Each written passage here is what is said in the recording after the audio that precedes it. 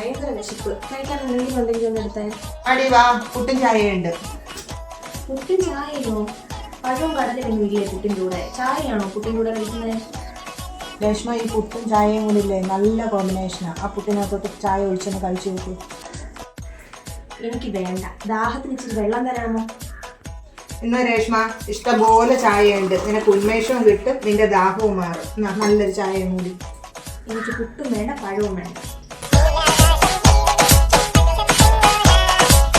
പിള്ളേർക്ക് അറിയാമോ ചായയുടെ ഗുണമൊക്കെ?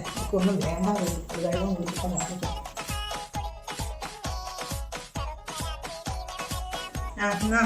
ഇതെല്ലാം കൂടെ ഇവിടെ നിന്ന് തിന്നെ. പഴവല്ലി വേണ്ടുന്നത് ഇത് മൊത്തം തിന്നോണം അവിടെ നിന്ന്.